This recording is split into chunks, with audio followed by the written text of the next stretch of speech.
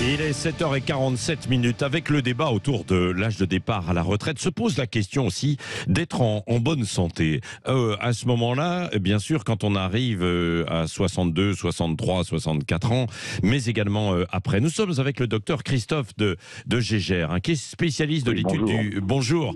Vous êtes spécialiste de l'étude du vieillissement humain, auteur d'ailleurs de ce livre, Bien vieillir sans médicaments, que je recommande. C'est aux éditions du Cherche Midi. Comment bien vieillir, justement? Parce que c'est la question, l'éternelle question qu'on se pose, quoi. Oui, alors, ce qui est intéressant, c'est qu'aujourd'hui, avec toutes les préoccupations sur l'âge de la retraite, on se dit comment partir dans la meilleure santé possible. C'est ce que vous disiez juste il y a quelques instants. Mais le problème, c'est que tout ça se prépare. Il faut que vous sachiez que, en fait, notre corps s'altère à partir de la fin de l'adolescence. Donc à 50 ans, on a déjà 30 ans de vieillissement derrière soi. Donc en fait, c'est quelque chose qu'il faut gérer depuis longtemps. La bonne nouvelle, c'est qu'il n'est jamais trop tard. Il n'est jamais trop tard pour bien faire. Et l'âge, la dizaine d'années qui vont de 50 à 60, en fait, c'est un carrefour. C'est un carrefour de santé. Et c'est là où il faut vraiment faire de son médecin traitant son complice santé. C'est-à-dire que c'est pas parce que on peut aller tranquillement faire du sport, aller jouer au football, c'est pas parce que on peut aller au cinéma ou travailler correctement qu'on est encore en bonne santé. Donc il faut être proactif, il faut se regarder un petit peu tous les grands mécanismes du vieillissement. C'est ce que les médecins physiologistes sont capables de faire, et à ce moment-là, on voit apparaître un certain nombre de faiblesses qu'il faut corriger. Et du coup, on devient un acteur de sa santé. Alors, il y a les grands principes que l'on entend régulièrement, que l'on lit partout, les grands principes de... C'est quoi? Quels sont ces grands principes, Christophe de Gégère? Alors, les grands principes, c'est surtout ne pas manger en quantité astronomique. On mange trop. C'est trop calorique. On est un pays riche et on mange trop. Ensuite, trop de sucre. On parle toujours du cholestérol parce qu'il y a des médicaments sur le cholestérol, mais en réalité, en termes de vieillissement, c'est le sucre qui est important. Et le sucre, il y en a partout. On entend tout le temps des gens qui vous disent « Ah, mais je sucre plus mon café ». Ok, mais c'est la partie émergée de l'iceberg, ça.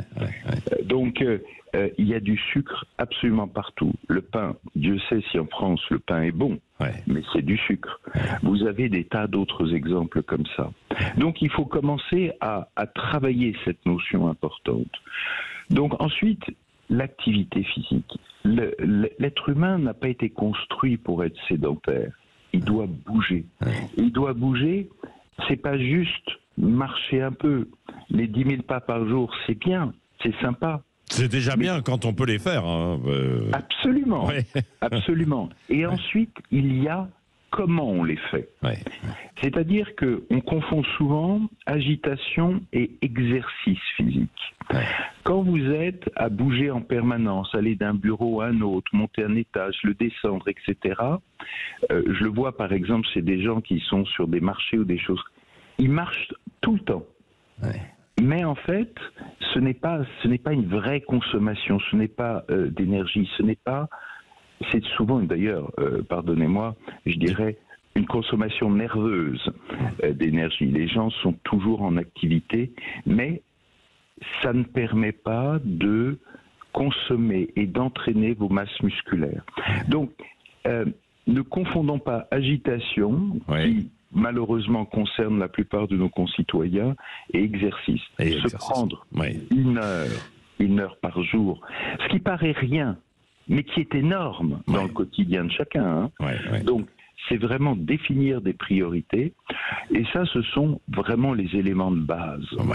Bon, merci beaucoup, docteur Christophe de Gégère. Je pense qu'on pourrait faire une émission complète, évidemment, et on en fera une avec vous. Bien vieillir sans médicaments. Et vous nous avez dit que il y a ce carrefour de la cinquantaine qui est particulièrement important pour, évidemment, prolonger sa vie et s'entretenir, comme vous l'avez dit. Et puis, évidemment, éviter de trop sucrer, mais faire une véritable chasse, quoi. Merci beaucoup, mais profitez tout de même de la vie. Merci Christophe de Gégère. Bien vieillir sans médicaments aux éditions du Cherche Midi.